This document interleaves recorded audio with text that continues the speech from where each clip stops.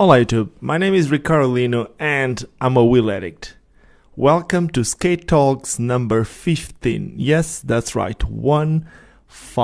It's been quite a journey. Anyway, so my guest today, I'm not gonna tell you how old he is, for how long he skates. I'm just gonna say one word: WINTERCLASH. So Jojo is like a really, how can I say this?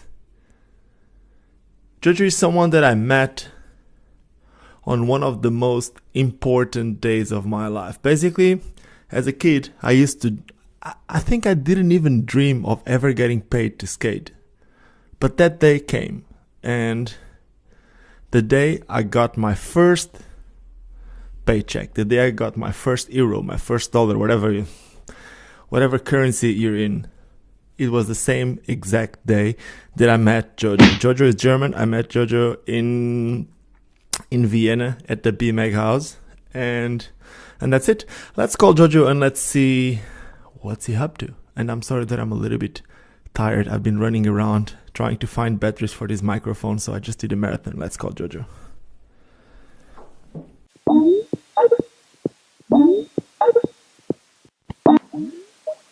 Good morning. Yo, how you doing, man? All good, hello. Ooh, I just did a marathon, huh? Like, and I'm not talking about a skating marathon. I couldn't find batteries. Like, I've been looking everywhere, like around my office and like the other offices next to mine. I couldn't find batteries. I had to get on a scooter and buy some batteries. But now I'm ready. I feel like. What time is it? It's the same time as there. It's like 11:15. But in the morning. Yeah. Oh, okay. Same. So there's a bigger. No. Right now. How educated I am. You need to come over. That's all I can tell you. Yeah, that's for sure. That's for sure. Okay, so are you ready to be interrupted a few times? Yeah, totally ready. Let's go. Okay, let's start with this. Jojo, What's up with this year's WINTERCLASH? That's what everyone wants to know. Things are going well, like always. We just started around a month ago. A little bit more than a month ago, we started with the ticket sale. We announced the date, and going a little bit, ticket selling a little bit faster than last year. And it looks like it's going to be another wonderful WINTERCLASH. I'm always trying to keep it interesting for everyone and also for myself as well, because we never want to be at the point where we only do it just to do it. So we decided to focus on the history of blading, and our motto is past, present, and future, which means we want to cover all aspects. We want to talk to the people who shaped the sport, legendary people, like just explain the history to the new ones. We want to take a look on what's cool right now, who's cool right now, what projects are nice, and of course we want to talk about the future and see what's happening there. And all of that is somehow going to fit into the program of WINTERCLASH, just to make it more exciting next to the competition itself, which is exciting alone. That's sick. How did you came out with that idea? Where did the idea came from? Did you saw it anywhere, or just all came from your mind? It came from me having the feeling that, first of all, every year we trying to have a motto. Like every year, in 2010 we obviously had This Time Big Time, which miserably failed. Then we had Here to Stay, Make It Yours. Every time we try to find a motto to add something extra to the event. And this year, I kind of had the feeling that I always had the feeling that there's more history, not teaching, but more history should be visible at the sport so people can see where we're coming from. And this year, we finally found a way to make that happen, and now we're working on a pretty exciting program to just get it started and give the younger kids or the younger visitors an opportunity to find out what's our past. And yeah, that's sick. Because the thing is, right now you're gonna be talking about the history of what we do, but the truth is, right now the WINTERCLASH is part of the skating in history. It's just it's basically, it's for me and it's for everyone else the biggest skate event when it comes to aggressive skating. We all know it. There's no X Games, there's no LG Games, no ASA that could ever match what you've been doing. The thing is, what you do right there is just so powerful, and somehow I don't know if you ever did it on purpose, that you can have like the public so close to the skaters, but I guess that makes the whole difference. It's I keep saying the same. I don't know, like tricks like last year when Joe did that flat spin 5 over the fence. I don't know. He's not seeing the landing, but at the same time, even if he was watching the landing, it was full of people. I don't know how like all those guys skate like that without seeing the rail or whatever. But anyway, this podcast is sponsored by Anchor. If you didn't know what Anchor is the platform that I use to upload my podcasts. Basically, I just upload my podcasts here, and then they make the distribution for Apple Podcasts, Spotify, Google Podcasts, and so on. It is free, and they still allow me to monetize this podcast even without having a minimum amount of listeners, which is quite cool. They make the connections with the sponsors, with them being one of the sponsors. It's a way to make a little bit of extra cash. I can upload them from my phone, from my computer, even without having this fancy gear that I'm actually using right now. So Anchor is quite cool because it's a one place for you to do everything related to podcasts. So if you want to search or if you want to get into Anchor, make sure to go on anchor.fm, or you can use the free Anchor app. It's amazing. But my question is not that. My question is, we were talking about history. Why did you ever start the WINTERCLASH? I met you before that, and then the first day I went to your place, it was 1 week before, or a few days before the first WINTERCLASH. I actually helped you with setting the whole thing. But it's crazy how the whole thing evolved and what did it became. But how? What? A little fun side fact for everyone who doesn't know. WINTERCLASH actually started with Ricardo Lino doing a negative acid on my bathtub, naked. Yes, there's pictures of it. Huh? Well, in the beginning, I was bleeding myself, and I was traveling a lot, and I was visiting all these events. And I always wanted to invite people to my own hometown, to Dresden, in the east of Germany. And that's why we started small race street events and small skate park events there. And at some point, I just had a feeling that I really wanted to do something outside of my hometown and something bigger. And I had the feeling that there was a lot of events at the time. I had a feeling that there's space for something a little bit different, something more. From the very beginning, the idea was to involve people more than at the usual event, and to add more side events, more to the program. I wanted it to be more than just a competition from the very beginning. That's how WINTERCLASH started. And then we went to Aurich in the north of Germany because they had the best skate park at the time. I remember. And then from the very beginning, we just added a lot of fun stuff to the program. Like we had a most creative trick, best stunt, cash for trick award, all those kinds of things. We had parties, and then I think the final of the most creative trick or the best trick, I'm not sure anymore, got decided by arm wrestling. Out of like it just happened spontaneous. I think it was between Benny Harmanus and Adil Fauni, and when that happened, it happened spontaneously without planning it. But that was one of the moments when I realized, okay, this is really different. Exactly the route I want. This is different, and that's the route I want to go. I don't want it to be too serious. I don't want everyone to come just because they really, really want to win and they really want to make a lot of money with prize money or whatever. I always wanted it to be more about people coming together, experiencing great times together, and then, of course, it's always about who's winning and everything. But then at least the competition part should be more fun. That's also when the whole people in the park thing happened. It didn't happen that much in the first year, but then right in the second year in Mühlhausen in 2006, it already started with people being in the park, which I believe happened because we had too little space for too many people. So people were standing in the middle of the park automatically. And in the beginning, we tried to fight against it, and they were screaming, "Stop skating, move, move." And at some point, I realized, like 2 years later or something, or 1 year later, that it's maybe what it's all about. Of course, people will hate it, and still a love-hate thing today that people are in the park. But on the other hand, I think that's what makes it so unique. People, like, I mean, not even kids. I mean, of course, the kids are standing right next to it and they can give a hug or high five or crowd surf right after the tricks and touch their favorite pros and hang out with them in the park. But on the other hand, there's also parents of the kids standing in the first row with their mobile camera, with their mobile phone and filming it and are being super excited. And everyone can be so close to the action. And even though some people hate it, and I totally understand if some bladers just can't skate and under that circumstances because it's too hectic and too wild, I still feel that's what WINTERCLASH should be. It's kind of a party and it's kind of a big get-together and a big session. And the people who can deal with all the crowd, they are just going nuts. And the other ones, they're just enjoying themselves and having a couple of drinks with friends. So it kind of developed itself in that direction. But we quickly realized that's exactly what we want to do.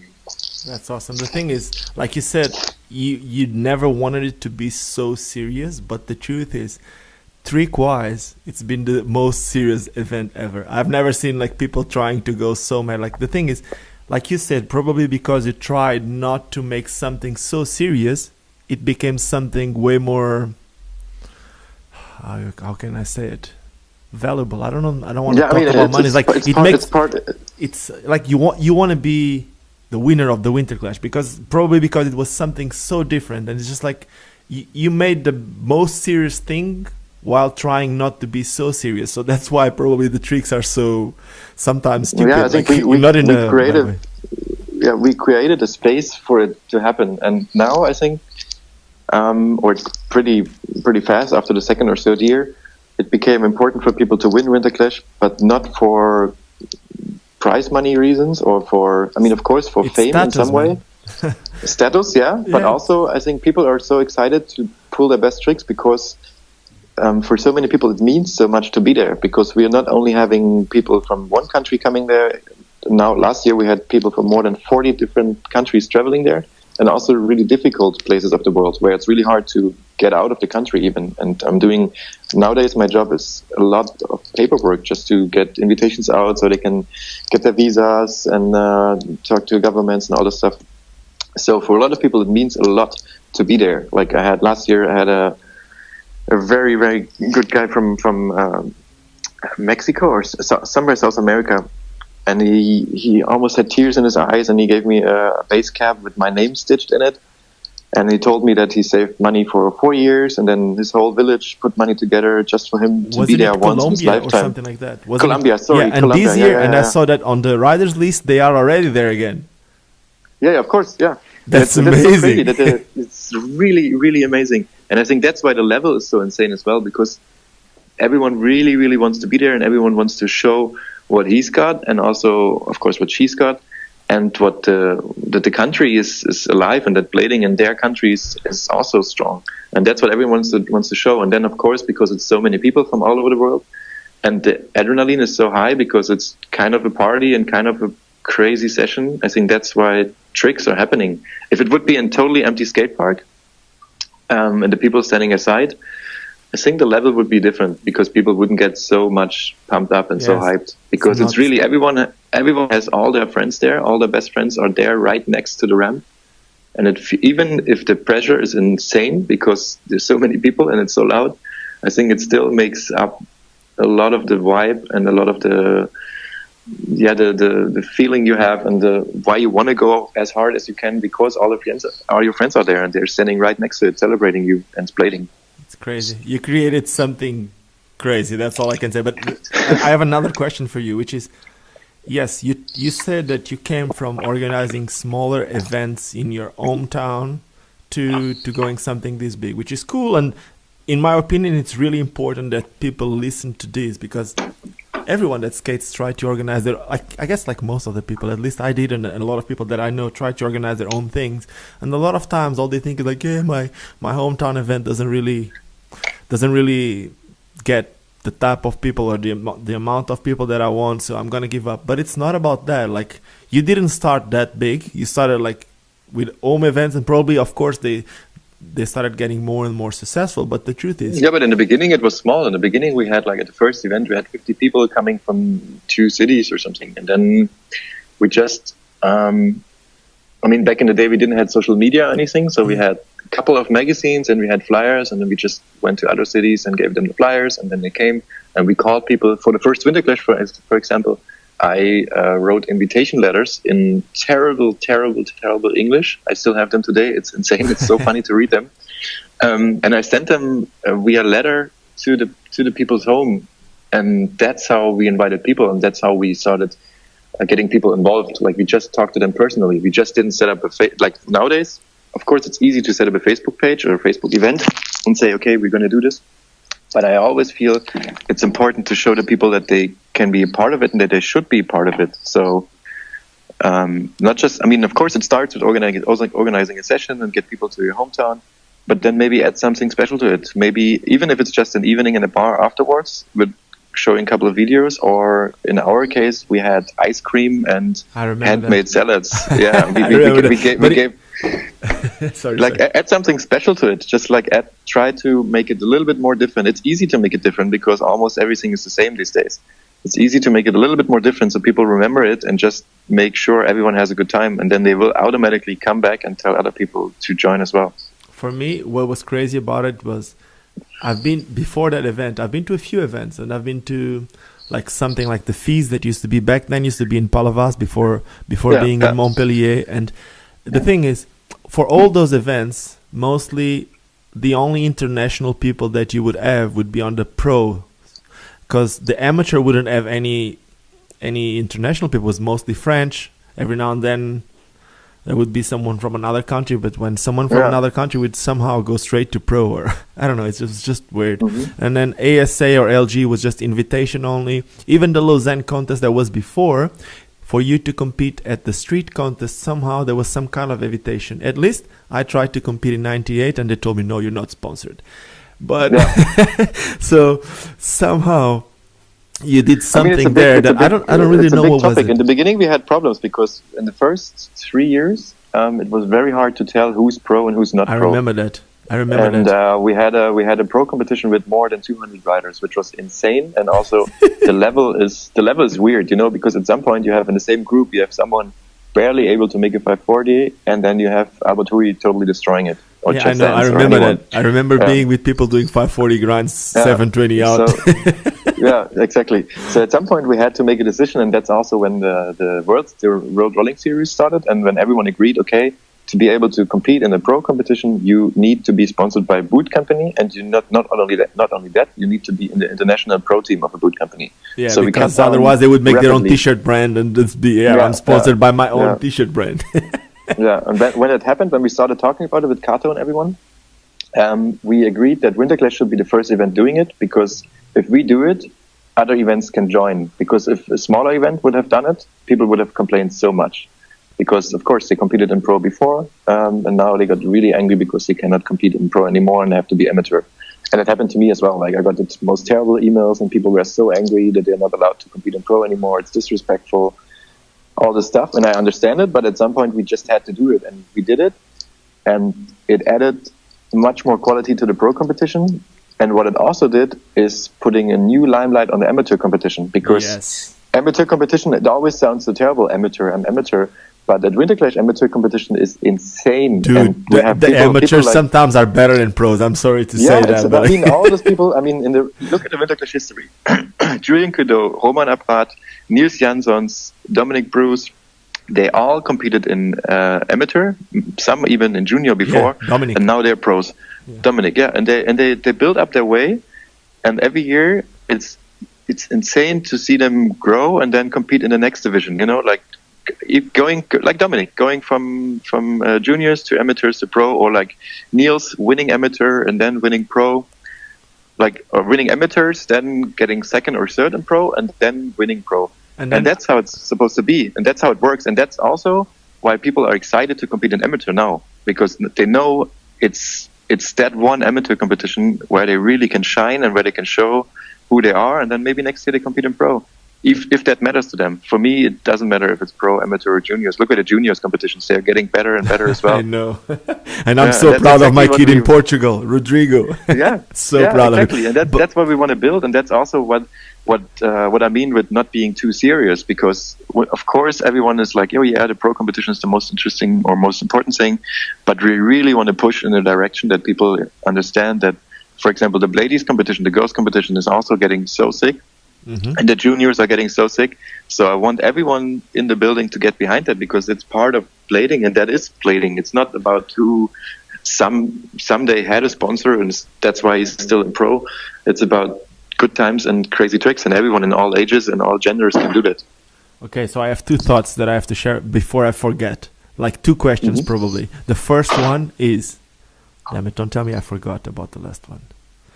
Okay, no, I know. I didn't write. I'm bad with a pen. Anyway, so the first one, don't reply to it right away. The first one is, it's good. This is more like a thought than a question, which is, it's good that you have the pros competition, even if, like we're saying, the amateurs are getting so good. I remember that French kid, how you say, Bouma, maybe? Yuma. Yeah.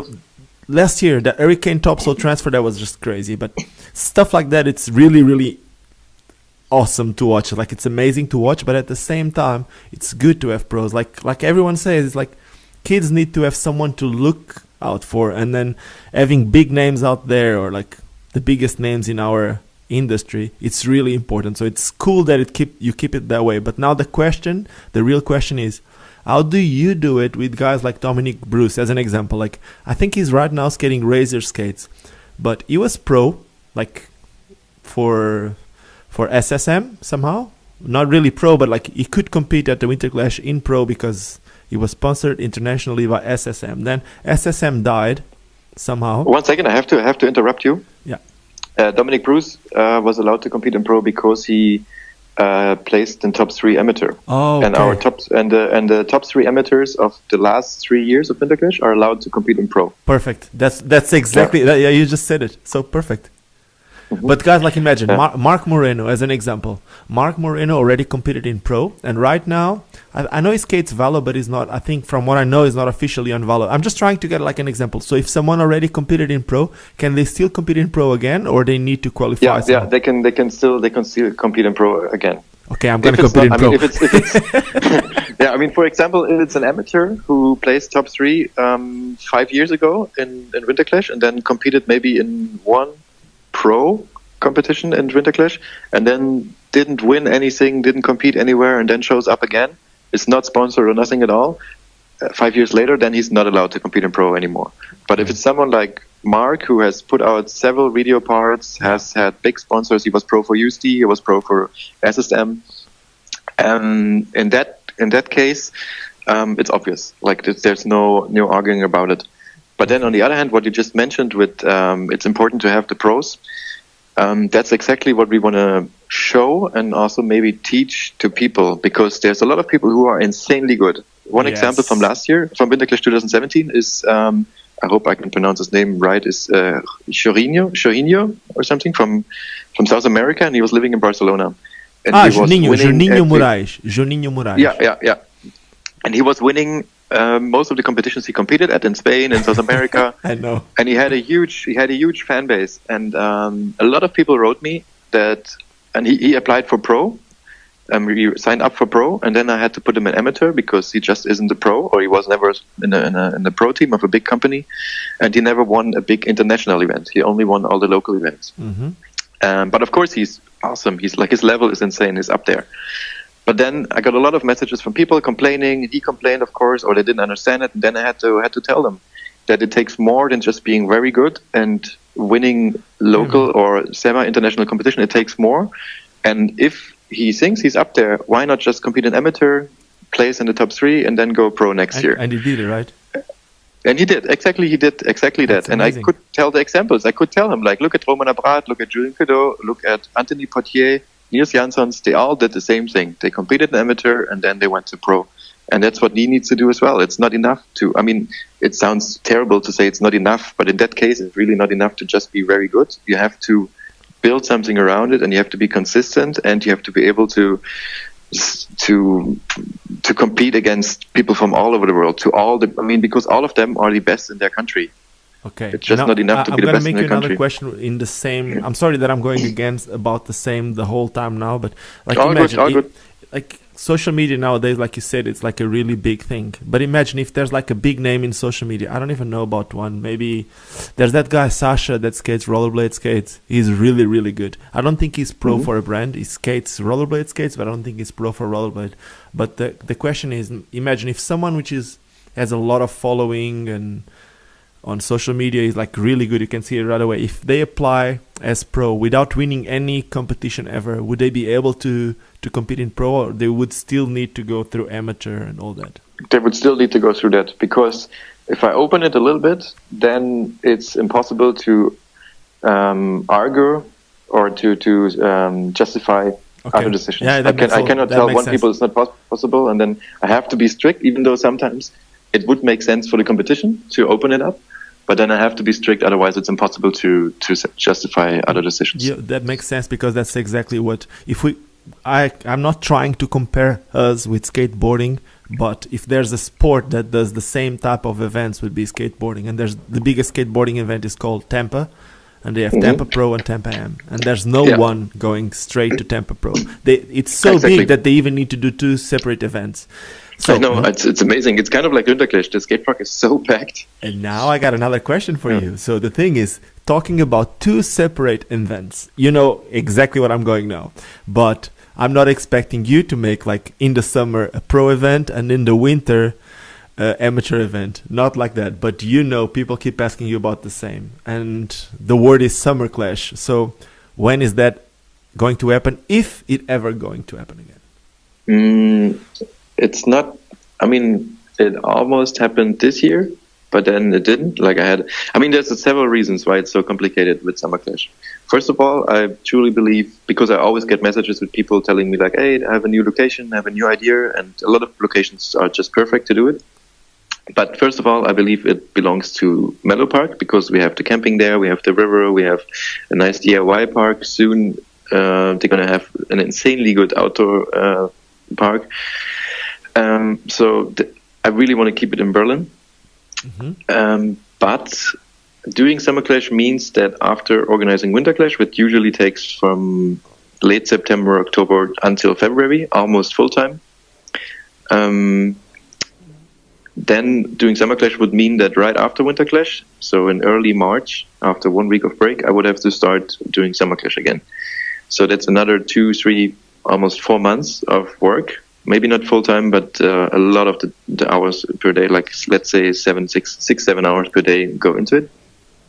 And that's a lot of time. And WINTERCLASH now is stable. Like it generates a lot of money, which can be used to pay back the debts I still have. And also it can be used so I can live from it a couple of months a year. Okay, so which is important because I'm investing all the time. And for SUMMERCLASH, I would need, and somehow I need to make money to be able to invest all the time to do it. Because, of course, I could do it low level and not investing that much time, just do a DIY event. But because it's SUMMERCLASH and people would show up and there would be more than 500 people, there's a lot of stuff required to make it happen, which means the city government or the rules are just, we need security, we need showers, we need toilets, and all of that costs a lot of money. So there's a lot of financial pressure behind it. Realizing SUMMERCLASH is more expensive than WINTERCLASH. Okay. On the other hand, we have less people at SUMMERCLASH, which means we have a higher financial risk, because if not enough people show up, we're going to lose money on it. And that's just impossible after working 4 months for it. So the financial risk is pretty high. And and you learned about the financial risk, right? Exactly. I mean, it's another thing. Once I'm debt free, we can talk about it. But for now, I'm just not willing to take any risk at all. How much do you still own? 25,000. Is it? Is there any way for us to ever start any other crowdfunding to pay the rest and then free you from that and probably be able to have a SUMMERCLASH? The one crowdfunding we did was so insane, and I'm still so thankful and so appreciated. I never rollerblading.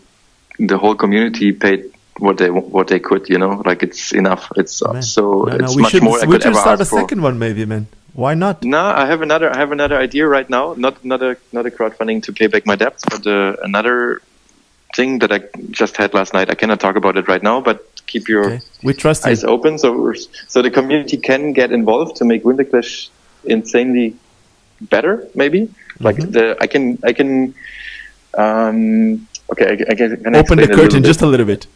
Yeah, a little bit. My idea is like WinterClash right now generates a lot of money every year. WinterClash gets around depending on the year, between 15 and 23,000 euros benefit, profit. That money is half be used to live a little bit from it, and most of the money goes into the debts every year. And we're able to run WinterClash normally, and everything is cool. But I was thinking it would be so amazing if we would have more money to start paying people to get there. Like people who have maybe no sponsors anymore, but are super crazy legends. Yes. Whatever, like Abdil Kohlberg, or there's so many names. And also, of course, to build bigger ramps and everything. But that money is just not there because I have to put the money still into the debts. So there could be, and what we never had was big sponsors, even though we tried a lot. And Can I interrupt you for a second? Yes. Okay, so really important for everyone listening to this that they don't know. It's been happening over the last, I don't know how many WinterClashes, but Jojo usually always, but usually Jojo wants to have someone special which he thinks is important to have in that event. So he tries to help that that person or that team or that to be there so that the event can be better for all of us, for the public, for the rest of the skaters. So imagine, I know that it happens with a few skaters. I'm not going to name them. If he wants, he can name them. But it's important for all of you to know that, like he said, he puts some money into it. And what he's trying to say here is that he would love to be able to do that to a lot more skaters, the ones that don't have sponsors, but a lot of people would appreciate to have them there. That's it, right? Exactly that. There's some names that have never been at WinterClash, or some names that haven't been there for a lot of years, and everyone would so much love to see them there. And to be able to make it happen, we need money, of course, because most of them are not able to invest the money themselves. Yeah. So that's why I was thinking last night about what could we do. And I don't want to do crowdfunding because people are paying so much already themselves. I mean, you have to imagine if you're coming from Colombia, for instance, you have to pay the flights, the hotel. The trip is maybe even going to be longer because once you're in Europe, you're going to stay a little bit more. So for some, it's a trip of a lifetime. Visas are expensive to Europe, huh? Visas I don't know if you have an idea. Hella expensive. So yeah. I keep talking about visas in these things, but my wife, to go from South Africa to Europe, the amount of paper stuff that she needs, just for people, like most of the people listening to these are Europeans or Americans, but they don't know what it is. And I keep talking about visas because it seems like a basic thing. We're like gifted, like we just go somewhere and we can get in every country we want without any problem. For a South African, and I know that for some South Americans it's the same, they would need to go through like a huge pile of paper stuff, and then they need to have a certain amount of money in the bank that most of the people don't have. Man, who has 5,000 euros just in the bank just to be able to get into Europe? A lot of people need to ask someone else for money to put in the bank account, to show them the bank statement, and then take the money out. These are just little things that people don't know. But sorry to interrupt you. That's why I really good. That's why I really don't want to do another crowdfunding, because people are already paying so much to make it happen for themselves and for everyone else. And what we're always missing is big sponsors from outside of rollerblading, because we have this awesome product, if you want to call it like that, WinterClash. We have people from 40 different countries. They're all opinion leaders in their sport, in their country. And they're all there gathered, and they're all highly interested in traveling, in electronics and camera equipment and so on, in music. It's the perfect target group. The only thing that's not perfect is that they're rollerblading. And in the past, all the companies told us, yeah, sorry, it's inline skating, we cannot do that. Only skateboarding, BMX or whatever, music, blah, blah. And I gave up somehow to finding bigger sponsors, because we really tried it for 14 years. But I want to do one last try this year, and the next. Maybe it's not happening, but the idea just started developing now. So, but like social media can be strong. And I want to exactly, and I want to use that because we have 15,000 followers on Facebook, and we have a good following on Instagram and so on. And our engagement rate is super high compared to other people. because we have a really strong community and everyone is really, really interested in it. And you have We a lot of likes, influencers. That's more shares. important than that. You have a lot of influencers. Like you have 50,000. Everyone is getting engaged. But and everyone knows people. Jojo, you have 50,000, like you said, but from those 50,000, some of them have more than 50,000, and some of them, their followers would go crazy for what they say. You know what I'm saying? So that's what I mean. That's what I mean. So we have a lot of power, and I just started to think, okay, we could use it. So let's not go too much into detail, but probably in the next weeks, we're gonna do one last big try, and then the whole community is asked to just help with 1 or 2 clicks, and let's see what happens. But that's an idea to make it bigger. Count on me to spread in whatever I can. You know it. Yeah, thank you very much. Yeah, and for SUMMERCLASH, the same thing for SUMMERCLASH. Like as long as there's so much financial risk, I think it's, let's see. But I'm fine with doing it in 2 years or in 3 years. Let's see what happens. Okay. And so, of course, people yeah. Sorry, you can go. Sorry if you want to keep. There's just. I'm done. Thanks. So all good.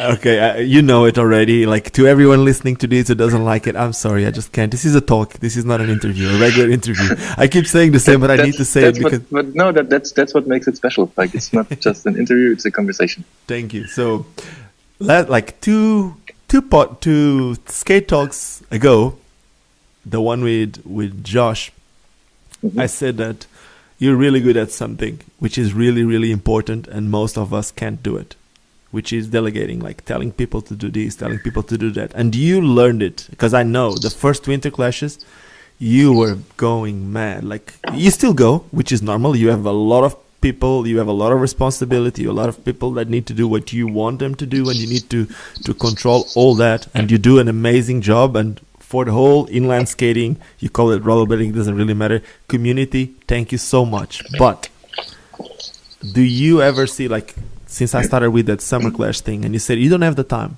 but if we skating community start being able to make that money through WINTERCLASH, or if WINTERCLASH starts making money through the rollerblading inline skating community for SUMMERCLASH, will you be able to ever delegate someone else to do the event, or you think you will never be able to open your end of that for someone else to do it? No, I already started thinking about it, to give it away, or at least be not as somehow present. part of it and delegate, but not as present, and have someone. I'm already talking to someone to a friend, but the biggest problem is that I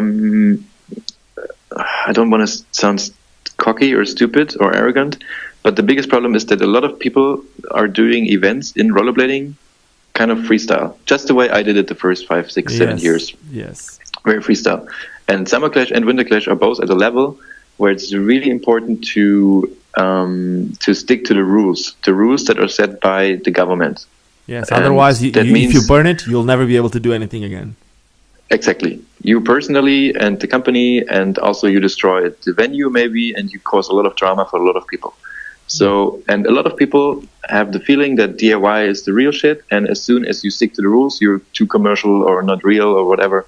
But both events, SUMMERCLASH and WINTERCLASH, are at the level where you just really need to stick to it. Otherwise, you're destroying yourself and a lot of other stuff. I don't think that's being cocky. But I didn't find a lot of people who are able to understand it, or who are willing to follow that, or if they understand it, which probably a lot of people can understand it, but not a lot of people have experience with it. So I need someone who's really who's as passionate about blading as we are, and at the same time understands what it takes to do an event professionally while sticking to all the rules. Because amount X of people means you need an amount X of medical guys, you need an amount X of fire guys, you need an amount X of security guys, and all of that stuff. So it has to be someone who is really sticking to the rules, who knows the locals, who speaks German, because it's in SUMMERCLASH. That's exactly what I was going to say. Germany. You need a German. From what you said, you need a German. It is. I'm not saying this in a bad way. Like Germans are known for being strict, and you need someone strict. So you need a German. Yeah, exactly. Yeah. So the idea is around, but we never, like, so far. The comfortable thing for myself is that I decided at some point that I don't want to pressure it. Like, if it doesn't feel right, I just don't do it. Why should we pressure it and just do it because we really need to do SUMMERCLASH? Of course, people are requesting it, but it's one thing people are asking on Facebook, hey, where's SUMMERCLASH? The other thing is people really showing up, because in 2013 and 14, people were really asking for SUMMERCLASH as well. But then in the end, we only had, but we had 600-700 people there, which was a little bit too little to make it financially successful or stable to be able to pay everything. Of course. So there's one thing, people requesting it, and the other thing is people really showing up, because you have to see WINTERCLASH is in the middle of winter. There's not much going on, and it's that one date per year where everyone can agree on. In the summertime, you have a lot of other events that are important as well. People are going there. You have different vacation times. You have people are on vacation, so there's automatically less people showing up, because our scene is so small that to make it really big, almost everyone has to show up. Okay. So that's another point. That makes sense. Okay. Skating wise, let's go skating. Let's now just put the event on the side a little bit. Yeah. A lot of people just to make sure in the end, SUMMERCLASH is always in my mind, and we're always thinking about it, and it will probably happen at some point again, just when we cannot tell. Maybe it's 2018, maybe 19, maybe 2020. Who knows? Yeah. It's open, but it's not dead, and probably we will be able to do something with it in the future. And what you just said is also important, which is the thing that it might be online in 1 week, 2 weeks from now, that people need to do 1 or 2 clicks, will help WINTERCLASH a lot. And with that help on WINTERCLASH, with that help on your depth, that was I don't even know how to explain. After the 2010 WINTERCLASH, you got some financial problems. So after that, if you can pay the debt with that new idea that you had, probably then with the new idea, the money is not going into debts at all. Like, debts are going to be paid. What I'm trying to say is, yeah. What I'm trying to say is, yeah, I get it. It's not going to debt. You want to invest more on WINTERCLASH, but if you invest more in WINTERCLASH, probably there will be more profit. And if there's more profit, then you can pay the debt and you can invest on SUMMERCLASH. It's a whole like a cake. Let's call it the Clash cake. Let's see what happens. Let's see. All the money. I not want to generate more profit. I want to generate more money that can be used right away to make WINTERCLASH better. But in the end, the profit will be the same, because we're still going to have the same expenses. So just a bonus cake, let's say. Okay. But of course, I understand that just maybe there's a chain reaction. Just a different topping. Yeah, exactly. Okay, so skating. You were, and I don't know, when was the last time that you skated, but I know that you were amazing. Like, you are like something that skating needed and still needs, and more and more and more. You look at skating differently. And the first day I met you, you had like some, how can I say it, like some self-confidence problems. Not in skating, because you were and you still are amazing. So for people that don't know, the brand Roches, you used to be one of the only Roches skaters before Valo, before Roches being cool. So I remember you were in Vienna and Roches was paying for your food and for your traveling. Basically, you would pay, give them the slips, and basically you were a pro skater for, not pro like with a salary, I don't know, but for Roches. And that was like before Roches being cool. Then when Valo first started, and I think it was after the first WINTERCLASH. When Valo started, they made a tour in Europe. When Valo started, they made a tour in Europe right away. I was with them for some of the time. And then I remember that John and Eric Bailey and John Starr too, they were at the first WINTERCLASH. That's amazing that you got them in that first event. Awesome. But the truth is, I saw you skate all that time, and I saw you evolving and getting better and better and better. And the last time I saw you skate was in Portugal. You have something that I don't know how to explain. Like, you have like, in skateboarding would be pop. Like the way you jump that high, like, I don't know, like a kangaroo, like, I don't even know. But for me, it's sad that I don't see you skate. I know that you made like you made a text about it, that you weren't feeling that passionate about it anymore, whatever. The question right now is, where do you feel, I don't know, how do you feel about skating right now? In like that passion, that work, that whatever. Where do you see your skating going now? Are you ever gonna go skate? Are you ever skate again? I can't even remember when I put on my skates the last time. Might be at WINTERCLASH last year in the construction days for half an hour or something. Mm-hmm. It's really weird because for almost 20 years I was blading so much. You, please. I need to interrupt you right now. Please, I need to.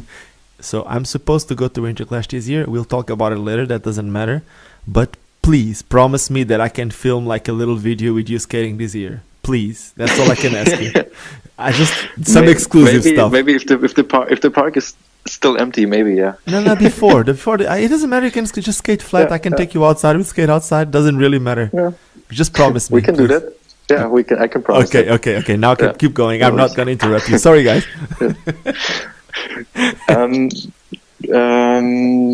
So I was skating a lot, and the peak was probably when I was living at Ignition Valley and working for Ignition Skate Shop, because we had our own skate park right next to the office and right where we were all living.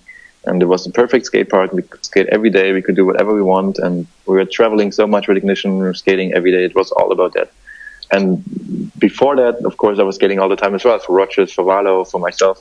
And it got what you said about the self-confidence in the beginning. It took me a couple of years to get to a point where I could, where I understood my own skating, or where I accepted my own skating, because I always did it the way I wanted it. I just wanted to skate fast and jump high and fly and all the stuff without doing too much flips or crazy technical grinds or whatever. But I was listening too much to people who didn't understand it. It's the same like now. Now everyone is pitching about blading is too small, or the tricks are too small. And a while ago, everyone was hating that hammers are too big and all the stuff. Dude, if they put their energy, instead of complaining in their own stuff, it doesn't matter what it is. If they put their energy other than talking bad, we're going somewhere. Of course, but there's always going to be people just talking shit for the sake of talking shit. And it took me a couple of years to understand that it doesn't matter and that it's really just about what I feel. But I was listening way too much to people, even even my friends were like joking about it, even if they understood it. And I took the joking and everything way too personal. And I was always bummed with my own skating, even though I was winning competitions and had video, blah, blah, all the stuff. And once I understood it, I had fun and everything was cool. And then I focused on filming, went to a lot of events and always wanted to be good there and put a lot of pressure on myself. And because I'm very competitive, maybe too much. with everything I do, even also with doing events and everything, everything I really want to do proper. And it was very hard for me just to go somewhere and enjoy myself skating. I always wanted to show everyone and myself that I'm good. Yeah. And at some point, it got to a point where when we started filming for a video in a German skate video called Here We Are, from Benjamin Büttner, who later made all our WINTERCLASH edits. And we started filming, and it was supposed to be a really awesome video with like acting and a lot of interviews in it, kind of a documentary with sections, with played parts. And I started filming, and at some point we were filming one day and I couldn't land a really terrible small trick. I just couldn't land it. And I freaked out so much that in that moment I stopped skating more or less. Like I put off my skates and told the film, okay, that's it, I'm out. That the project for me is not going to happen. I'm not going to film any clip anymore. Because I got to a point where I only did it for a camera or for a competition. Yeah, we spoke about that when I was in Berlin with you, like two years ago. And I realized that in that moment, I realized like, fuck, for the last couple of years, I'm not doing it for myself anymore. So I just truly lost the fun in skating myself. And ever since, it never came back. That's the weird part. Even now, when I put on my skates, just close surrounding of friends, after 5 minutes or 10 minutes, the fun is gone. And it's not interesting for me anymore. And it's really weird because I have no idea why that is. It's just the case. Did you ever thought about, like, I'm not saying like, man, I know that you have some of the best skaters over there, but the people around you, the way people look at skating, the way people want to look on skating and all that stuff, it might influence you. Like, man, I've been learning a lot since I moved to South Africa. Dominic here, and Dominic is skating exactly the way I love it. Like, it's just, I have the perfect environment here with all the people. And I know that what I'm missing is a skate park, I think, because I was never a fan of grinding down a handrail, walking up the stairs, grinding down a handrail again. I was always a fan of cruising around. I need space and ramps or bumps or banks or whatever. And Berlin is the most terrible place in the world for that. Because Jojo, where's your big wheels? Yeah, no, but that's also not what I like. Maybe I was too spoiled because of the Ignition skate park, because that was just perfect, a perfect setting, an empty big skate park where I can just be as fast as possible. Dude, but what you just told me, that I'm missing now. What you just told me, you want to cruise, feel the wind, feel the like. If you get big wheels, I'm not trying to sell something here. I'm just like, it's the truth. Like, you can actually enjoy skating completely different. You know it. I had this conversation with you like 3, 4, maybe like 5, 6 years ago. Yeah. You know, I told you I couldn't. Like, the thing is, the way I used to see skating was only like going big. Like, not mean going big, but like people create an image around you, and somehow I would need to do like a negative acid on a bigger rail and with a bigger drop or a back savannah or like something always bigger, or you suck. And it took me a while to understand that doesn't really matter, and I'm not a circus clown. So the truth is, yeah, you might call me a circus clown because I make videos every single day, but I do what I want. So it's my own circus. You pay the ticket if you want. If you don't, go to another circus. I don't really care. The truth is, we need to do it because we want it. That's why I always end my videos the same way. We shouldn't forget why we all started. And I keep saying the same. It doesn't matter who he is. Like, when one of us put the skates for the first time, we were laughing. You might have been scared, you might have been like a mix of emotions, but I'm sure that you were happy, and that's why you kept doing it, and that's why you got so good. And I need to tell you, you were like amazingly good, and you had like an amazing eye for finding spots where no one else would. So before everyone doing those thread the needles, you were doing thread the needles before everyone else in huge places, and like those mad spin into tricks, the kind grinds. Like, yes, you weren't that technical when it comes to grinds because you never tried it. You could do them all. It's just like the way that you chose. I did it once. I once started going technical just to prove everyone. Yeah, I know that funny, you could. Funny times in the Ignition skate park, because Leo always told me that I suck and that I'm not good in technical tricks and everything. Or a lot of people told me, and then I was like, okay, I'm going to prove them wrong. And then for 2 weeks or something, I was training really hard, and then I beat Gabriel Heiden in the grindbox session at the grindbox competition at the New Year's event at the Ignition skate park. Dude, why do you need to be so competitive? Let me tell you something. That's you said 2 words there, like you were proving and you were training. And for me, that's like, training should happen when it comes to speed skating, but that's like there's times you want to go faster and all that. Other than that, what we should do is having fun, and that's the most important, and a lot of times we lose it. So I keep saying the same. That's why I've been loving all these big wheels, small wheels, whatever. I just do whatever I want, and I'm so blessed to be able to do what I want. So basically, going back to that conversation, it took me a while to understand that. And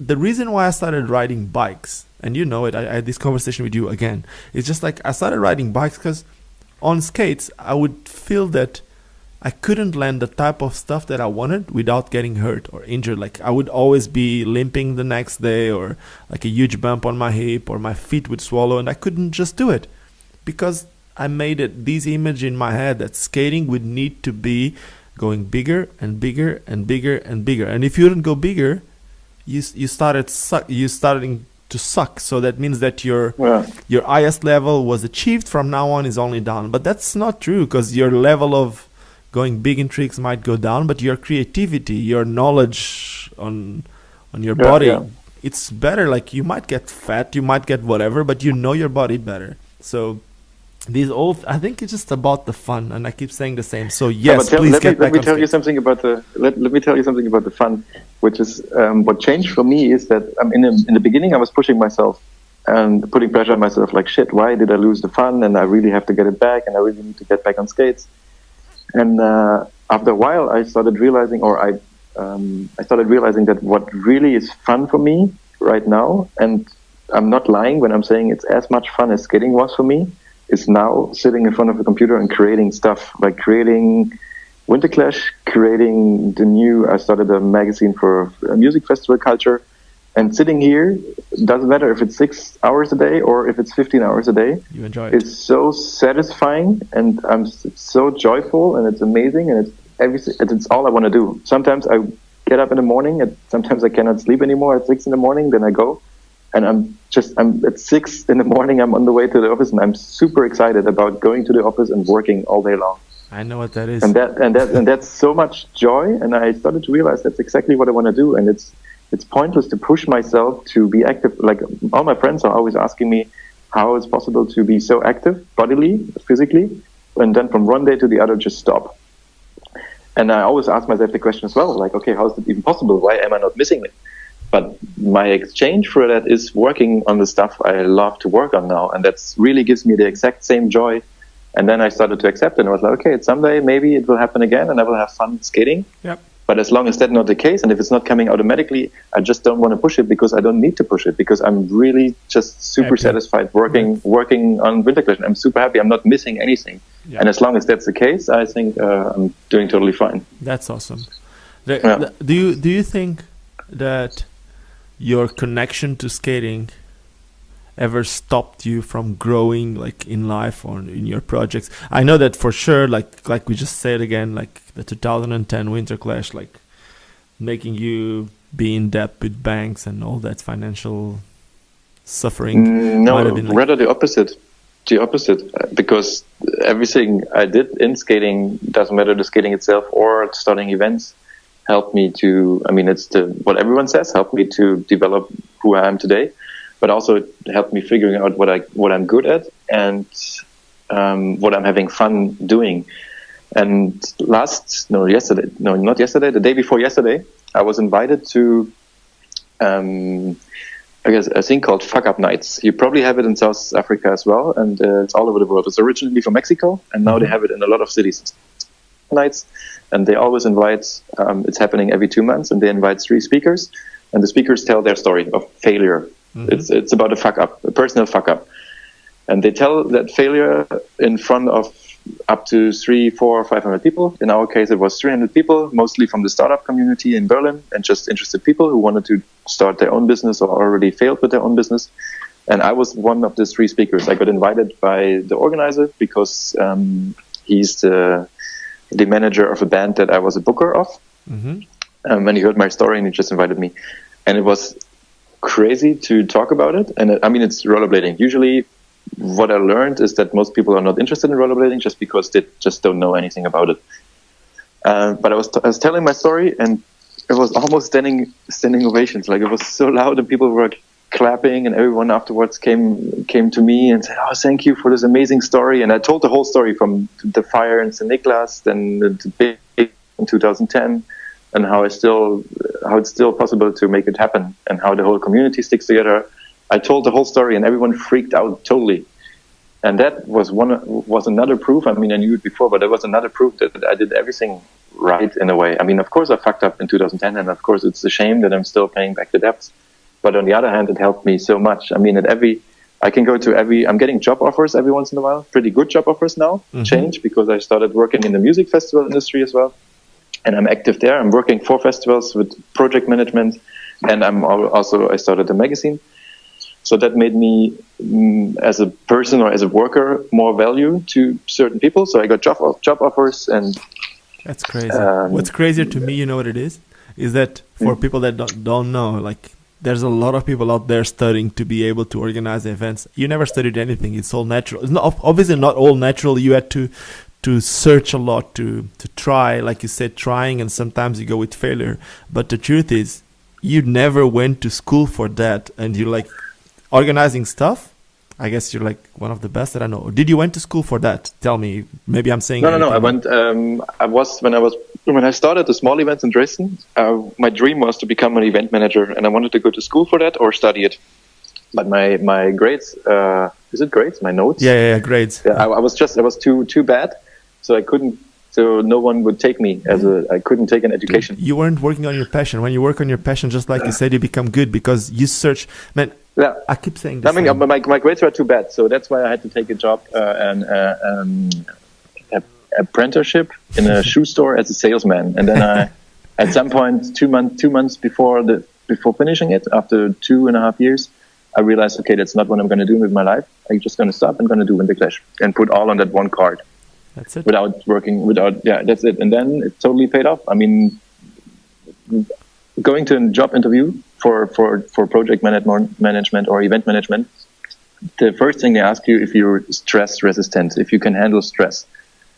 And then if I tell them the story about 2009 moving the event in 24 hours to another skate park, the deal is done. Everyone will take me. Like that's and then, I mean, everyone I tell the story, they freak out, you know.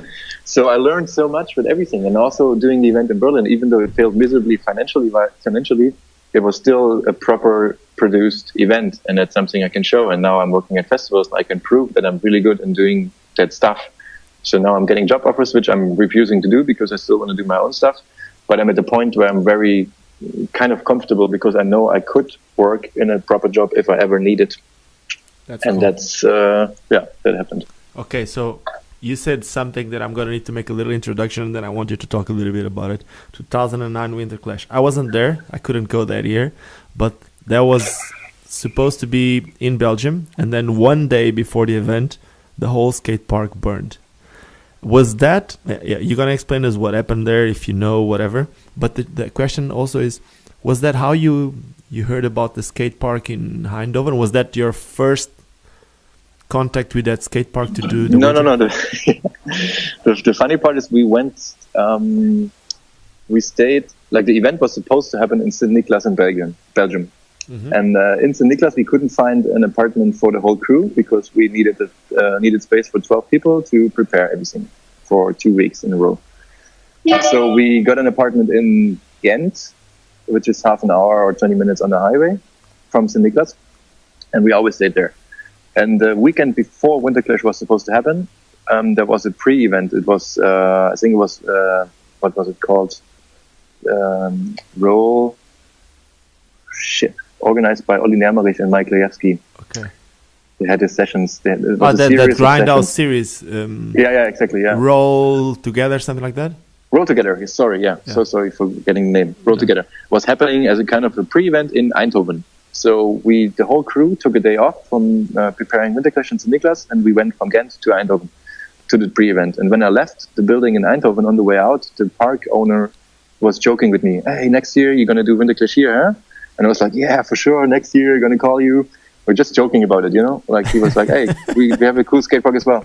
And then on Thursday before WINTERCLASH, we were on the highway to St. Nicholas, and Philip Forstner called me.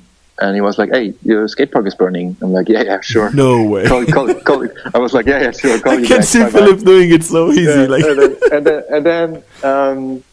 And then I was like, yeah, sure. He just was joking. And then 3 minutes later, he called me again. And he was like, yo, for real? The skate park is burning. And then in the background, I could hear sirens. I could hear helicopter already. And we could see from kilometers away, we could see the smoke. Yeah. And it was obvious, okay, something is going on. And while everyone in the car was kind of blacked out and we were like, oh shit, I knew that WINTERCLASH still has to happen because at that time, more than 1,000 rollerbladers from 40 countries were on the way to Belgium already. Mm-hmm. So something has to happen anyways. So my reaction was right away getting that phone, calling that guy, calling Eindhoven. And what about WINTERCLASH tomorrow? And he was like, yeah, let me call you back.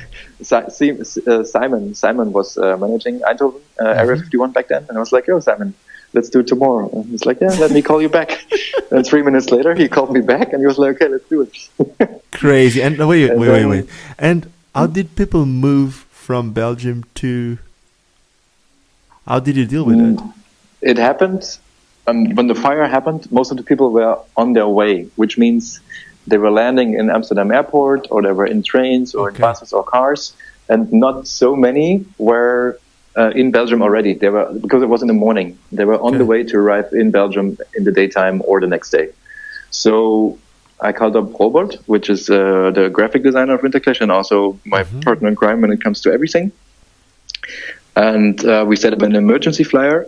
And it was the first and only time that all media worked together at once. Like no one complained about not being a presenting sponsor, presenting media partner, or whatever. Mm-hmm. They all just worked together. Everyone posted it. One, BMAC, Roller News, all the small websites in every country. Everyone posted it right away, and it spread so fast and people at home were seeing it and forwarding it to their friends, which were on the way already. It happened so fast that when we arrived in Eindhoven, because we went from the highway, we went quickly to the fire for 10, 15 minutes, and then we continued driving to Eindhoven. And when we got to Eindhoven, there was already more than 100 people in the skate park waiting for us. Crazy. So some of them made it even before us because they were on the way from from Amsterdam somewhere. So the word spread so much, and it was so insane. And so did you have surreal. any troubles, like people that already had their paying for their hotels and stuff like that? Did they got the refund? No, no one. The funny thing is, the after party was still in Belgium. So a lot of people were in the evening. People were still going back to Belgium to their hotel and then to the after party. It was pretty insane, and no one complained, and because it was obvious that if we're gonna do it, we're gonna do it all together. Yeah, it's not your fault. That's amazing. That's like an amazing story. That's just the power of skating. Like you did something amazing there.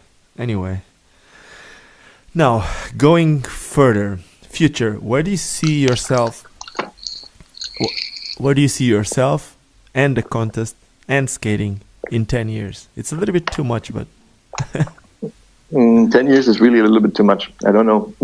Let's do 5. Next year let's go 5. Okay, let's go 5. Totally not sure. Next year, WINTERCLASH, it will be the 15th WINTERCLASH. Mm-hmm. And of course, every once in a while, I'm playing with the idea of, okay, 15 would be a good date to let it end. But then, on the other hand, there's no point of letting it end as long as it feels good and as long as people really want to go there. And for me, the rule number 1, or for everyone involved, rule number 1 is always, especially Robert and myself, the graphic designer, we always said, as long as it's fun for ourselves and if we are able to keep it interesting, with certain side events, with all this kind of stuff, there's no point of letting it go. So we will continue doing it as long as it's fun for ourselves. And of course, as long as people are attracted to it and if people are arriving. But since we're sold out every year and so many people still never went and want to go, I don't see any reason to stop it anytime soon. But who knows what happens. I don't want to be too strict about it. Let's see what happens. But it looks like it's gonna go on for a couple of more years. Do you see the format change somehow? Like, because the skating is changed. Like, what I mean that is like, skating is changing a lot. Like you said, like there's a lot of smaller tricks. There's a lot of bigger wheel stuff. Do you see any changes in the format happening because of the way skating is changing, or? We can always adapt. Like we always adapt to it. For instance, in 3 years ago when CJ won with the huge wall where he did the in-spin back roll to Aviepso, the park was, at that point we were always thinking, okay, we have to go bigger. Our ramps have to be much bigger. And then we realized, okay, first of all, people don't want to go bigger anymore, and second, they cannot go big anymore because they don't have the energy, or they don't have the energy, or they never skate an obstacle that big, and also because people realized it's too dangerous. Exactly, it's stupidly dangerous. So we started thinking differently, and we're like, okay, why not build a smaller park or smaller? Of course, we still always have big obstacles, but why not add a couple of small obstacles and make it more creative and much more difficult as well? And then WINTERCLASH became more technical again, which is amazing because now people like Eugen Enin, for instance, can blow everyone's minds, with more like technical stuff. Yeah, technical stuff. So we can always develop, and it's also my aim to develop a park every year which is fun for everyone and everyone's needs. And if the needs change and if blading changes and the way people use obstacles, of course, WINTERCLASH will also change. And if that requires that the system is going to change and maybe there's no pro or amateur or whatever competition anymore or no heats, then so it be, So I'm totally open to that's the fun I'm having, developing new stuff. It's so boring to do the same event 2 times in a row. So I'm having fun developing it in new directions and meeting. It was cool something that Josh did on the last WINTERCLASH, and he said it, and I know that you heard it too, like about the camps, the blade camps that he's doing. So is there any more projects for stuff like that to happen, like not just creating an event where people go there to compete or to have fun like you said, but also creating new skaters? Because you already have that stuff where like that little market where people can go and buy their skates. If people don't have skates and if they know about skating, they know that they can go to the WINTERCLASH and there will be like different brands with the newest products and you can get good deals. That's good. But is there any school, like any classes? Yeah, we're like that's really the one thing that I really want to do with WINTERCLASH is building something around it, making it a proper festival. I mean, we always did that, but I think this year we're going to do it more than ever. Of course, we want to do a kids camp again, and we are already, Josh and me already agreed that we're going to do something, and we're going to start talking what exactly it's going to be, but it's going to be a kids camp because I really feel that what Josh did with professionalizing the kids camp thing was one of the best things that happened to blading in the last 5 to 10 years. That's awesome. It's really amazing. So I really, really want to do something with that, and also because last time at WINTERCLASH we announced it and worked too late, so not that many people could do it anymore. So maybe this year we want to do it 1 or 2 weeks. Maybe we can do it in another skate park a little bit far away from Eindhoven, but then the kids camp will have exclusive access to the skate park before everyone else. They will be the first people to see the new ramps. They will be the first people to train on the new ramps, stuff like that. So we are thinking what to do with that. And then next to that, back to the motto, past, present, future, we want to build more around it. We want to have panel discussions, so people can join in the theater or something, can sit down and watch certain people on stage talk about blading, and maybe not teach everyone, but just tell their experience, talk about their experience, and talk about what's needed or what they did and what didn't work and what worked. And it's going to be different topics. Like, it's going to be one topic is going to be super historical legends that shaped our sport, talking about the history and about the future of blading. And then I really want to do a girls talk, a woman talk, where just girls talking about the fact that girls blading is maybe not evolving or developing as fast as it could be. I mean, there's a reason. There must be a reason somewhere that Martina Svobodova or Kaya Turski or Friederike Reich put out street sections 10 years, 15 years ago that are still better than most of the stuff coming out today. But so there has to be a reason. There also must be a reason for two of those girls that you said, Kaya or Martina. Martina ended up stopped skating, but she became a pro golfer. Kaya, she stopped skating and she became world champion of skiing. It has to be something with attitude and everything, but still, how is it possible that a lot of the girls, and I really don't want to offend anyone because it's so amazing. I love the girls competition at WINTERCLASH. It's super amazing, and I don't want to offend anyone, but still, it's a little bit too visible that a lot of the people in the girls comp are doing the same tricks every year, and there's no development in it. And I started to talk about it with Mary Munoz. Mary is actually evolving, developing a lot. Yes, exactly. She's one of them pushing the limits right now. And we talked quickly. We talked quickly at the Ghetto Games this year in Latvia, which is a super amazing event, by the way. And we started talking about it, and I developed the idea that I really want to do a girls' talk where we address that topic in a very honest way, because I feel everyone is afraid to talk about it, and everyone is. But I think it's cool to address it and let them talk about it. Like, what's the reason that? Because of course you can. I mean, there was this one moment when Montre said that the prize money for girls should be higher, and that's a topic that we should talk about. Why is it that the girls are having their own category? Could they maybe compete in pro? Or why are they not having a bigger prize money and stuff like that? And that's all issues that I really want to discuss. And why not do it in a panel discussion where everyone can join and get involved?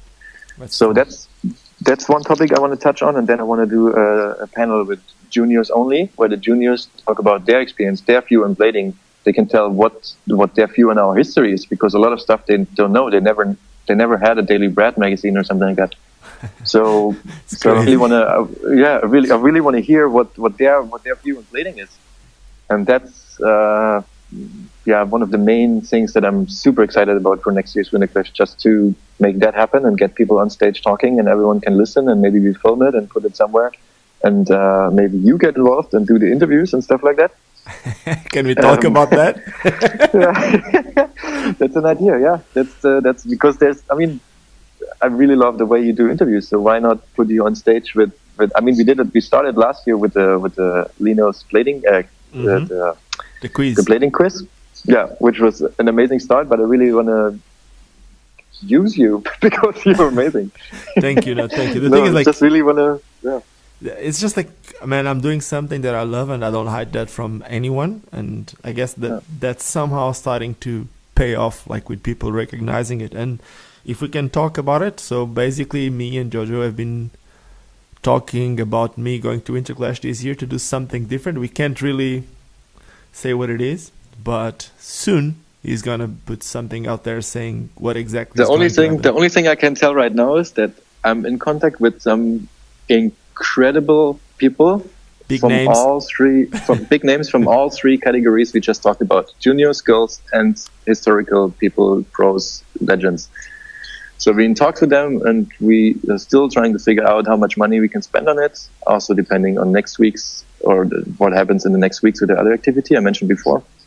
We still need to figure out how much money we can put in it, and then how we can make it happen. But it looks like it's going to be insane, and it's going to be awesome. And I'm very happy that you are a part of it, because I think you're one of the persons with the most knowledge of blading ever.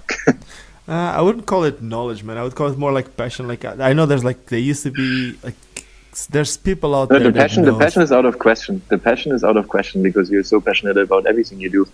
But then also, you know, so much stuff that so many people don't know. I mean, remember the quiz last year is insane. Yeah, there was two guys. Man, there was two guys. Like Josip knew everything. Mm-hmm. Josip knew everything. Josip and Freddy, the two. Yes. But there's only one guy that I know that could beat them, and that is Mean. Who's that? Mean Emmer. Yeah, he's dude. Yeah. He's okay. Let's talk about Mean.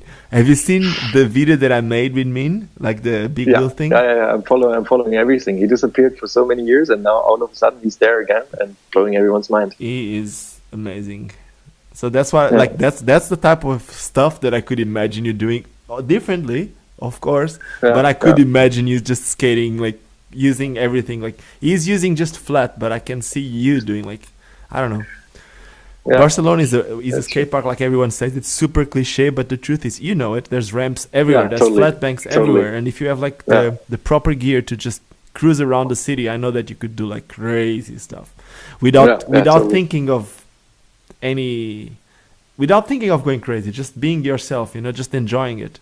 Yeah, I know the city. It's just freaking amazing and perfect for that. That's what I said. Like, did you ever thought of moving?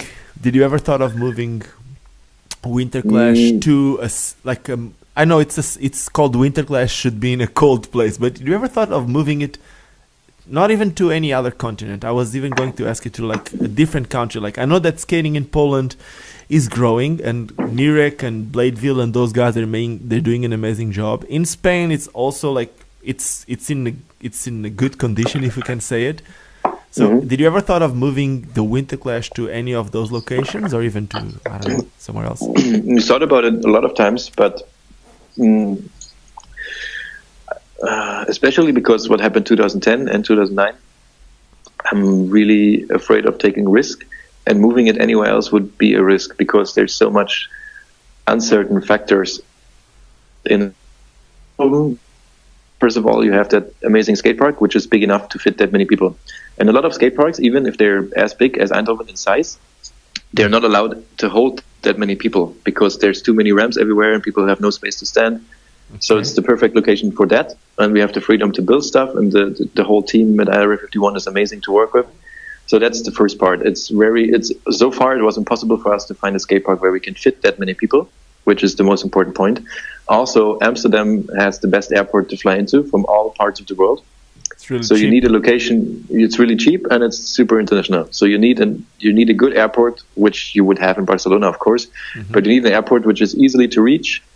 And from there, you need a very good skate park, which is big enough to fit everyone, and with a team that is good to work with. Because a lot of skate parks are still so stuck in the 90s with their mindset about skateboarding and how blading is not cool, that it's really difficult to work with them. So there's a lot of factors that make it really difficult to move it anywhere. Want it indoor, right? Could be outdoor as well, but then you have what are you going to do if it's raining and you have more than 1,000 bladers there? But at the same time, somehow being indoor creates that vibe. That's what I'm saying. Like, because exactly, imagine, like, right now you can charge package. people to get in and to pay all that, and that's how also you can get profit in the end, and you can invest on next year's in WINTERCLASH, and you can leave and all that. If you do it outdoor, it's most of the parks would be hard to. Yeah, I think it would be unfair to WINTERCLASH and to maybe to the whole scene to play with it, because what we have is amazing and it's super, super nice and super secure to do it. So why play with it and maybe destroy what we have? Yes, would be stupid in a way. So I mean, of course, every year people are crying that they want to have Mühlhausen back or they want to have another skate park. But what we're doing right now is safe, and we are sure we can do it for a couple of more years. So why destroy that? You know, why take any risk of destroying it? And spreading. I prefer spreading like into a series or something like that. Yes, but then it would take so much time, and also the energy would be lost because it's all about that one place where everyone gathers. Okay. If you spread it, and then people it's easier for them to travel to an event closer to them. Maybe they're not going to the main event anymore, and maybe it would change the main event. So why not keep it the way it is and develop it inside, like we just talked about, adding panel discussions, adding camps to it, and adding more around it. Maybe I'm open to open it up maybe to 1 or 2 weeks of events. For example, Eric Droog is doing this pre-event in the Netherlands. Last year we had a pre-event in Belgium as well. I know. So why not do more? To World Championships, exactly. So we could do more pre-events. We could do more camps. We could build a 2 weeks program around it. I'm open to that as well, and also in other skate parks around it. Can I give you an idea? But let's go. You were involved with the WRS thing, right? Mm-hmm. I never saw, and we spoke about it the last time I saw you in that bar in Berlin. Mm-hmm. I never saw an event, like an online event, that had that much traction as the WRS upload competition. Why not going with something like that? And then announce the winners at WINTERCLASH, you mean? Yep. I'm not sure if WINTERCLASH is the right brand to do it, because wouldn't it be weird to make a Wheel Street video contest, for instance, and then call it WINTERCLASH? Or maybe someone else organizing it and using the WINTERCLASH to announce. Something like that could probably work. That could work, yeah. That could work. Okay, just an idea. You know, like sometimes those ideas come into my mind, and I just need to spit them out there, and at least they're somewhere. Yeah, no, it's good you mentioned it, because that's what I really want to do. I want to build more around it. Like, the main event is the main event, but then it's super cool to have more stuff around it. And if people travel so far, why not make it a 2 weeks thing, you know, with video stuff, video premieres in between, all the stuff. It's true. Awesome. Video contest is a good idea. Thank you. Awesome. And the crew that you have at the WINTERCLASH. So I'm sure that you saw that I made a post on Facebook about it. There's some guys that you've been working for a while. One of them is Miguel. Miguel is like, just everyone knows Miguel from every single contest. And for those who never been to a contest where Miguel is the MC, they should know that Jojo has been emceeing Lausanne back in the day. Yeah. I remember Miguel, and he speaks a lot of languages. He can interact with people, and at the same time he can be strict when he needs to. When he says stop skating, he can really get mad at people, but like 5 minutes later he'll be partying with everyone. He has the right attitude, and if he's listening to this, thank you for like every single skater. I think I'm talking for every single skater when I say thank you. Yeah. But there's more people out there. Let me tell you one thing in between, really quick, with Miguel. It's in the last couple of years, always every year, one of the best moments for me at WINTERCLASH was just when I got time to stand on that balcony next to the judges, watch the action, and then watch Miguel when it's getting hectic. Miguel is the best thing that ever happened to WINTERCLASH when it comes to that, because people start moving and it gets really hectic and really complicated to make the competition run, because as long as it's not the final, we don't want people in the park because we have time pressure. We need an empty park to make the qualifications and the semifinals. And Miguel, when that part starts, that people slowly start moving into the park and they want it to happen. They want the party to get started, but we still cannot do it yet. Miguel is so insane, and it's so satisfying, I'm so proud every year, and it's so much fun to just watch it from above. But the way he talks to people, like you just said, the way he's strict with people, but in a fun way, and everyone loves him, and there's so much respect for each other. it's insane. I've never seen it at any other event ever. That one guy is controlling a whole skate park full of freaks, and it's still good times for everyone. Even though he's screaming to back up, everyone is still laughing about it, and they're still respecting what he says. And he's funny. He can make you, seriously, the truth is, he can make you feel bad. He can say something funny that people will laugh at you, and you don't want him to make you feel bad there. So exactly, he will do exactly what he wants. So he's really smart with whatever he does. So I love it. But I'm sure there's more. Like there's two people like that created moments for me during the event itself is Miguel, and then the park ranger team with the leader Lee. I don't know if you know Lee. I know Lee, of course I know Lee. Yeah, of course, yeah. And like also watching him in action is insane. Like it's amazing. I mean, every year we have new people, like David, for instance, from Berlin as well. He joined the team last year, and Tyrek, and I think also from Portugal. I know João Flat. Yeah, exactly. Yeah. So we have an amazing team, and Pulga, then Lee there's a few guys. And Lee is leading the team, and it's so amazing to watch him as well, like cruising with his big wheels, being so on point, always being in the middle. But he's friendly, and it's crazy. It's crazy because he's friendly, but people understand. Yeah, that's it. And watching that whole action, watching that whole movement of people with Miguel, Lee, and his crew in between is kind of like, sometimes it feels like watching an orchestra, like watching a huge concert orchestrated by a bunch of people in the middle of the park, controlling a crowd that actually cannot be controlled, which is so much fun to watch. And how does it feel? How do you feel about it? It's just like, because everyone knows that that thing is there because of you. Like, how does it feel? Like, I don't want you to feel pressure, but at the same time, I understand, like, how does it feel like to know the whole skating world looks at your event as the thing? It is the thing. So how does it feel like? Amazing. I mean, of course, but it's what is important to me is that people put it away from me. And like, I mean, of course, it's me who started and everything, but there's so many people involved to do it, and also like you just said, the crew that I'm working with for a lot of years. It's the best crew ever, and everyone is the reason that it's happening. And then even bigger than that is the people who save up money for years and years to just be there once and just enjoy it. And that's what makes WINTERCLASH so insane and so great. So I'm just there really, of course, really proud, but then also really thankful that people just take it and make it to something. Like, because everyone who's in the building makes it to people who draw signs, people who dress up, people who just skate like crazy, people who just get drunk. That crew. What's the name of those guys? Do you have a name for those guys? They're from England, and it all started with a guy called Ben having his bachelor party at the WINTERCLASH. So his dad and his friends, they came and they dressed up like farmers, and that was their bachelor party because he was about to get married.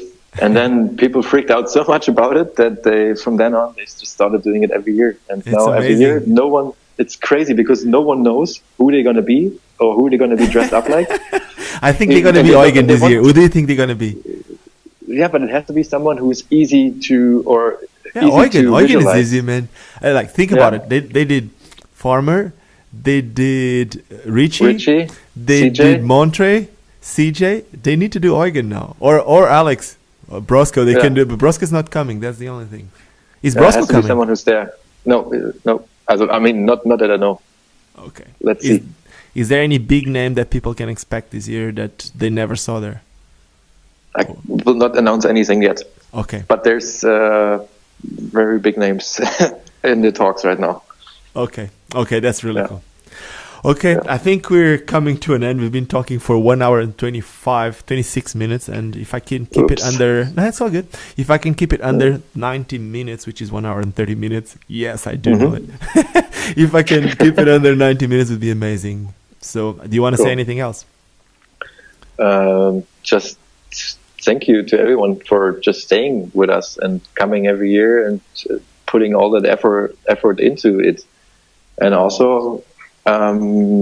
if anyone is interested in it, or not that one thing I want to say is that we need more engagement. People need to, because back in the day, if there was no event, we just did it. And now there's so little events and nothing is happening. So people need to start getting involved again and make it happen themselves. And even if it's just doing a small event in your local hometown, do it.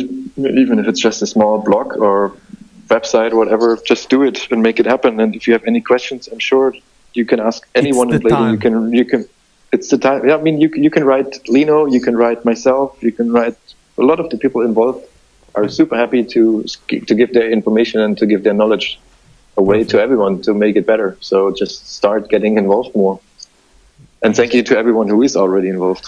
Thank you so much, Jojo. I keep saying the same, which is now it's the time. You said you already had one here that you said it's time, but it is time. Like it is time for all of us. Like a lot of people complain about how small, how big, or whatever. It doesn't really matter how it goes because, like Josh said, we shouldn't say some things because we're just attracting those bad things. The truth is, it's time now. It's always time. If we believe in something, if we want something, we should go for it. Either if it's like organizing an event, starting a brand, going to like making a skate trip, starting a video, starting a vlog, starting whatever. It's time. It's always time. If we like something, it's always time.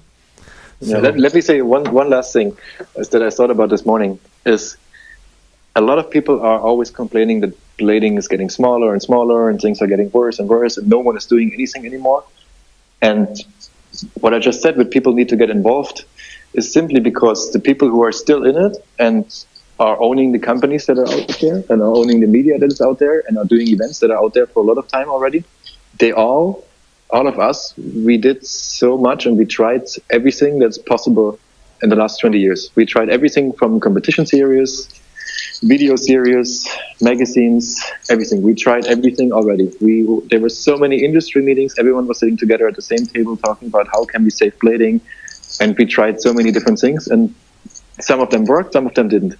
But that's the reason that all of these people who are involved for so many years already are not that active anymore because they tried everything already. I mean, John Julio, look at John Julio. He did everything that is possible to do in blading for so many years already. He's not going to start another video series or competition. Maybe he is, I don't know. Mm-hmm. But why would he start something else if he tried everything before and not enough people got involved? But times change. So I have a different opinion about that. I think times change. But I think, let me finish. Okay. It's not, I think that people are complaining that all those people are not doing anything anymore and people at companies, they're only waiting until it's over. But I think it's not up to them anymore because they did everything they could already. It's up to new people to start something new as well. And all the people who are involved for a lot of years already, they will be super happy to join and help and make it happen. Mm-hmm. But it's up to a new generation. And that's exactly what we're missing because the old generation tried everything 1,000 times already. Mm-hmm. I have mixed feelings about that, which is like I truly understand and I truly respect what you are saying, and I know that some of the I respect a lot what John Julio is doing, like with the event that he organizes every year, and all the stuff that he did, the IMYTA, all the crazy stuff that he did. But at the same time, yes, like you said, I also think that we need all the newest generation to do their own things, to start their own things, but more important than anything else, and this is super cliche and it's everywhere right now, persistence is the most important thing. And a lot of times that's what we need more in. It doesn't matter if it's a skate legend, and I'm not saying that John Joel is not doing it, not like that, because he's amazing and he's been doing better than I would say 99.9% of everyone else in skating. He's done everything that's possible. I know. What I'm trying to say here is that a lot of times, and I'm not talking about it, I'm talking about in general, we need persistence. We need people to be able to deal with failure and not giving up after, because that's what happens a lot of times. And you are a perfect example of how you should deal with that differently. You dealt with like a big mistake, like a big financial mistake that we spoke about it over the last 90 minutes, and you went over it, and the whole skating world tried to help you, and we did. And that's why I said we should probably try to get another one of those helps and just try to take you out of it and probably be clean again. You deserve it, and like you, probably there's more people out there that would like to do the same. So the most important thing when it comes to all this is persistence. We should, if we believe in something, let's go for it. Just don't give up on the first no. Yeah, don't give up and professionalize yourself. Get in, like, read about stuff. Read a book about marketing. Want to run a company and read. I mean, look at Adam Johnson, for instance. He did it the right way. He's doing videos for so many years, and then he just, with that and everything, they just started to professionalize themselves and do it a little bit more proper. Maybe read something about marketing and do it better than you did it before. That's also not just do it, but do it good. Yeah, and deal with failure or deal with success the right way. Even if you, because sometimes you're lucky. Sometimes you're lucky the first time. That doesn't mean you're going to be lucky the second time. So like you said, read about it, learn about it. Yeah. Okay. Exactly. Yeah, that's why we want to do the panel discussions, and I'm looking forward to have everyone there talking and getting involved. Perfect. Thank you so much, Jojo. I think we're done for now, huh? Yeah. Thank you very much. No, it's all good. Let's stay in touch, and I'll tell all these people listening to this more about the WINTERCLASH soon when I have more news. Wonderful. Too. Okay. Perfect. Thank you very much for the good talk. Bye-bye. Have a nice day. Bye, man. Cheers. And that was it. I hope you guys enjoyed this skate talk as much as I did. Jojo is just like every other, or at least most of the other guests that I had until now. It's like, it's pure inspiration, and it's someone who I really look up to in everything, not just in skating, but like in general in life. So if you did enjoy this skate talk, and if you want to listen to more of these with people like Jojo, maybe not like, but at least more with more skating people or skating related talks, just subscribe to this channel. You might listen to more of these. And if you did like this one, don't forget to give me some thumbs up. And the reason why I asked you all to give me some thumbs up is that the more good feedback this YouTube thing gets about what I do, the more these videos, the more these talks get suggested. And the idea with this is to grow skating. So this is another way to try to help skating, and that's what I'm trying to do with this YouTube channel. So I do hope you guys enjoy what we're doing here. And if you did enjoy, again, don't forget to subscribe to the channel, give me some thumbs up. And in the end, the reason why we all do this, it's because we had fun the first day. So just like I always say, don't forget why we all started, because it's fun. Cheers, guys. See you soon. Vou viver até quando